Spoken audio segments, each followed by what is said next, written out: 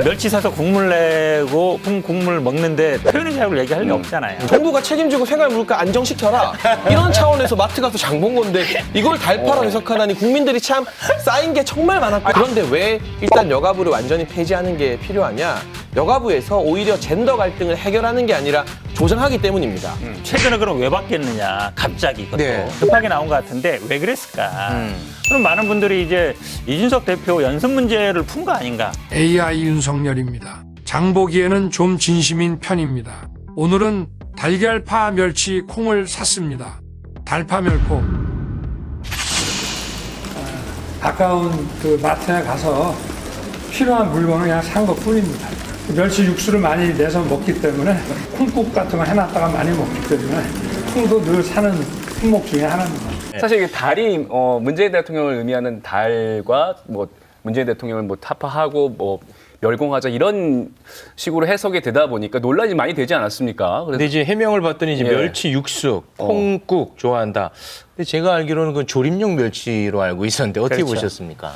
일단 그 용어 자체가 이제 달파 멸공인데요. 그러니까 문파를 결국은 멸공.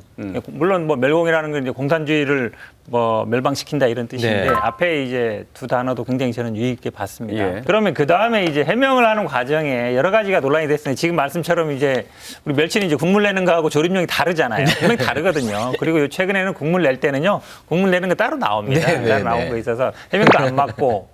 그다음에 집에 가깝다 그랬는데 이게 지금 알려진 바에 의하면 그 이마트 이수점으로 알려져 있거든요. 신인지 모르겠습니다만. 근데 지금 사는 그 건물 지하에도 홈플러스 상가가 있거든요. 그런 게 있어서 사실은 집 가까운데 갔다는 말도 안 맞고. 결정적으로는 저는 뭐를 봤냐면 윤석열 후보가 논란이 되니까 뭐라 그랬냐면 표현의 자유가 있다 이랬어요. 저 멸치 사서 국물 내고 콩 국물 먹는데 표현의 자유를 얘기할 리 없잖아요. 표현의 자유를 얘기했다는 얘기는 멸공이라는 얘기를 왜 못하냐 이 얘기를 한 거예요. 저는 표현의 자유를 언급하는 순간 이 멸공이라는 걸 염두에 두고 발한 거를 스스로 자백했다 이렇게 보고 있습니다. 알겠습니다. 정영진 신세계 부회장으로부터 촉발된 그 부분에 대해서 같이 좀 참전을 했다 이렇게 보시는 건가요? 그렇죠. 그렇게 아니면 멸치 국물 내는데 표현의 자유가 왜 필요합니까? 알겠습니다. 멸치 국물이라고 자, 하면 오늘의 관전 포인트는 장해찬 본부장님이 여기에 대해서 어떤 평을 내놓을 것인가. 이거 정말 초미의 관심사거든요. 일단 우리 정치에 이런 수준의 위트가 가미됐다는 거 참 즐겁지 않나요? 위트입니까? 네, 막 말도 안 되는 네거티브들만 하다가 여기서 제가 또 이재명 후보 아들 성매매 의혹 이런 이야기 할 줄 알았는데 달파, 멸콩 이런 위트가 가미됐다는 것 자체가 참 즐거운 변화인 것 같고요. 대표적으로 최근에 생활 물가 많이 상승한 두 품목이 달걀과 파입니다. 그런데 이게 오죽 우리 국민들이 이 달파, 이 소위 문파라고 말하는 분들한테 얼마나 양념질을 많이 당했으면 우리 달걀과 파 물가 너무 많이 올랐다. 정부가 책임지고 생활 물가 안정시켜라. 이런 차원에서 마트 가서 장 본 건데 이걸 달파로 해석하다니 국민들이 참 쌓인 게 정말 많았구나. 그러면 그 달파의 그 해석을 직접 말씀해 주시면 아무도 오해를 안 할 거 아닙니까? 달걀과 파예요. 아니 지금 뭐 그런 생활 물가 많이 올랐어요. 그런 얘기를 해주시면 주변의 주부들 물어보시면 달걀값 올라서 팥값 올라서 힘들다는 이야기 정말 많이 들리거든요. 그래서 일정 팀에서 이거는 물가 행보다라고 갖고 멸치콩 같은 경우는 위트일 수 있겠죠. 표현의 자유를 위한. 멸공이죠, 그거는? 멸콩인데 뭐 어쨌든 멸치국수와 저는 콩국수 뭐 이렇게 생각을 하는데 멸공 약간 국민들의 자유로운 해석에 맡기는 게 또 이런 정치적 위트의 묘미라고 생각을 하고요. 근데 그 위트 저 굉장히 개인적으로 좋아합니다. 아까 아시죠? 많이 웃으시더라고요. 그 위트 좋아하는데 이거는 왜 문제가 되냐면 이 외교적인 문제가 될 수 있는 거 아니겠습니까? 그리고 이제 대통령이 될 수도 있는 유력 주자이기도 하고 그러다 보니까 봐야죠. 이게 이제 위트로만은 소비할 수 없는 그런 측면이 좀 있는 것 같은데 어떻게 보십니까? 그런데 멸공이라는 단어가 기성세대의 입장과 요즘 2030의 입장 많이 다 받아들이는 게 다른 것 같아요. 이걸 2030 세대들이 재밌는 밈으로 만들어서 유머러스하게 표현의 자유를 강화하는 쪽으로 하면서 유행이 된 것이거든요. 그런데 어디서 또 반발이 나오느냐? 저는 또 사자성어 쓰겠습니다. 낄끼 빠빠. 낄 때 끼고 빠질 때 빠져라는 사자성어인데요. 정치인들이 그러니까 기성 정치인들이 이 챌린지에 막 숟가락을 얹기 시작하면서 이게 좀 투머치다. 너무 많이 나간 거 아니냐는 내부의 목소리도 나오는 것 같아요. 나경원, 최재형. 뭐 제가 특정인을 거론하고 싶지는 않고요. 어쨌거나 그래서 이게 선대본 차원에서 챌린지를 하는 것도 아니고 이건 순수하게 국민들 그리고 제가 아까 말한 달걀과 파만 봐도 그동안 양념질 당했던 거에 쌓일 대로 쌓인 우리 국민들의 어떤 이 억눌린 표현의 자유를 분출하는 네. 자발적인 운동으로 남겨뒀어야지 네. 여기에 대해서 정치인들이 막 우르르 나서는 거는 별로 좋은 태도는 아닌 것 같고요. 네. 그래서 정치권 차원이나 국민의힘 선대본 차원에서 이 같은 챌린지를 뭐 공식화하거나 이어나갈 그럴 계획은 전혀 없습니다. 두 후보의 공약 레이스에 점점 속도가 붙고 있는데요. 이때 윤석열 후보 자 남다른 타겟팅으로 승부수를 던졌습니다. 2대남 공약을 위한 여성가족부 폐지 공약을 네, 7자. 페이스북에 7자로 딱 들고 나왔습니다. 네. 여기에 우리 장해찬 본부장님이 좀 힘을 실으면서 오늘 그 인터뷰 내용을 봤는데 아주 거칠게 발언하셨더라고요. 여성가족부는 남성 혐오보다 깔끔하게 박살을 내자. 이렇게 또 힘을 실었습니다. 박살을 내자. 이게 정의당 류호정 의원과의 토론 과정에서 나왔던 발언인데요. 네. 그 텍스트로 글자로 보니까 좀 가격해 보이더라고요. 네. 말할 때는 그렇지 않았는데 한 가지 전제를 두자면 여가부가 기존에 사업하고 있는 여러 가지 복지와 관련된 부분들 또는 성범죄 피해자 보호하는 부분들 이런 부분들에 대해서 결코 예산을 줄이지 않는 게 아닙니다. 네. 오히려 아동이나 가족 그리고 인구 감소를 전면적으로 대응하는 부서를 신설해서 소외된 약자에 대한 지원은 더 늘리자는 전제를 두고 있습니다. 또 일부는 보건복지부나 교육부, 문체부 등으로 사업을 이관할 수도 있고요. 그런데 왜 일단 여가부를 완전히 폐지하는 게 필요하냐? 여가부에서 오히려 젠더 갈등을 해결하는 게 아니라 조장하기 때문입니다. 만약 누군가 우리 최욱 씨에게 네.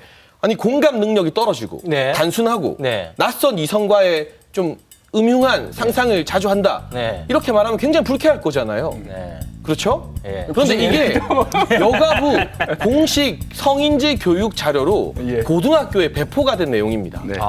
이런 말도 안 되는 내용을 특정 성별에 대한 편견과 혐오를 조장하는 내용을 우리 고등학생들 성교육하는데 여가부 산하기관과 관련 기관에서 배포를 했어요. 그리고 또 여가부 성인지 교육 공식 영상에 남성은 잠재적 가해자로 취급될 수 있기 때문에 네. 여기에 대해서 해명하는 게 시민의 의무라고 합니다. 그럼 여기 있는 우리 네 사람 모두가 언제 해야지. 어디서든 잠재적 가해자라는 입장에서 해명을 하고 다녀야 되는 건가요? 그래서 윤석열 후보 애초에는 여성가족부를 개편한다고 얘기하지 않았었습니까? 공약이 처음에는? 양성평등 가족부 얘기도 나왔어요. 네, 지난 10월부터 그러니까 이 공약을 굉장히 심도 있게 논의해왔다. 이게 갑자기 나온 말이 아니라는 것이고요. 처음에는 양성평등 가족부로 개편이었지만 그 과정에서 이 젠더 갈등 한복판에 있는 많은 청년들의 이야기를 듣고 귀를 기울이면서 네. 많은 잘못된 기능을 가지고 있는 여가부를 일단 폐지하고 네. 거기에 순기능들, 약자를 보호하는 기능들은 이관하거나 다른 부서에서 더 키우면 된다는 쪽으로 전향적으로 나아가게 된 개편이 거죠. 아니라 아예 새롭게 예산을 나눠주겠다. 확실한 폐지 이후에 다른 부처를 신설한다는 거예요. 네, 알겠습니다. 저희 민주당 입장은 뭐 일단 이거를 성평등 가족부로 바꾼다는 거고 사실은 기존의 입장은 같았습니다.